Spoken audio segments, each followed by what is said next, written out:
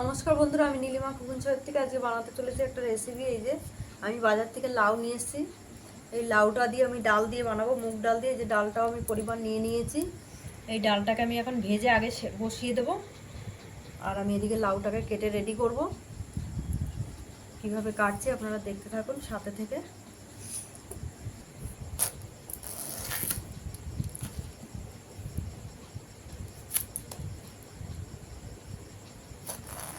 আমি কেটে আগে রেডি করি ছাড়িয়ে। একদম লাউটা কচি, খুব কচি। আর এই কালো লাউ খুব টেস্ট লাগে। এটা গায়ের রঙে যে কালো হয়, একটা সাদা হয় একটা কালো হয়। এই লাউটা বেশি টেস্ট হয়, মিষ্টি মিষ্টি লাগে। লাউটা খেতে খুব সুস্বাদু টেস্ট হয়।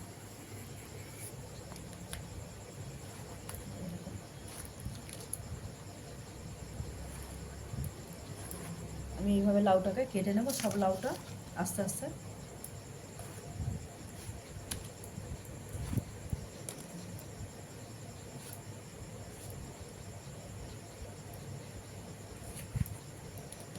পুরো লাউটা আমি এইভাবে কেটে নেব। বন্ধুরা, আমি ডালটাকে ভেজে বসিয়ে দিয়েছি।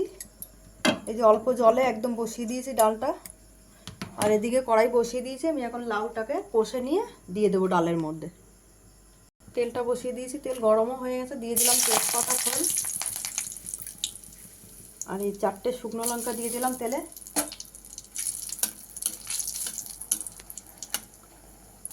ফোড়ন,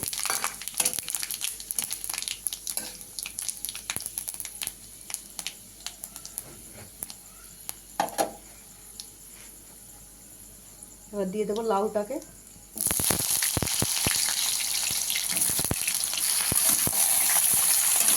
আর লাউটা নুন হলুদ একটু মিষ্টি দিয়ে কষে নেবো, আর কোনো মশলা দেবো না।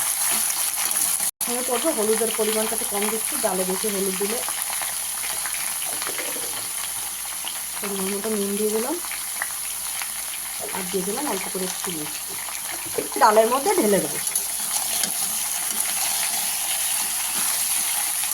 হয়ে গেছে আমার এটা কষানো। বেশি কষানো যাবে না, কারণ জল বলবে তো, যার জন্য ডালে দিয়ে দিলে আবার ডালে জলটা ঠিকঠাক হয়ে যাবে। ডালের জল এটা একদম মাখা মাখা, বেশি ঝোলও হবে না আর বেশি ঘনও হবে না, এই পাতলাও হবে না। দেখো বন্ধুরা, প্রায় হয়ে এসছে ডালটা। আর একটু সেদ্ধ হবে, লাউটা আর একটু সেদ্ধ হবে। ডালটা আধা সেদ্ধ হয়ে গেছে। থাকবে ডাল। এই যে বন্ধুরা দেখুন, এই যে ডাল একদম গলে গেছে। এমনি গোটা গোটা থাকবে কিন্তু গলে গেছে।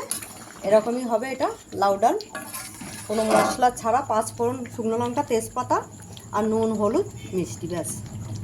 ডালটাকে ভেজে বসানো হয়ে গেছে আমার ডাল। আমি গ্যাস বন্ধ করে দিলাম।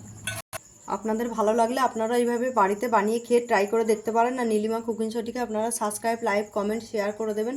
আর ফেসবুকের বন্ধুরা আপনারাও লাইক, কমেন্ট, শেয়ার করে দেবেন। আর নীলিমা কুকিং শো বলে পেজ খোলা আছে, ওখানে ফলো করে আপনারা লাইক, কমেন্ট, শেয়ার বেশি বেশি করে একটু কমেন্ট করে বন্ধুরা জানাবেন আপনাদের ভালো লেগেছে কি লাগেনি, মতামত একটু জানিয়ে দেবেন।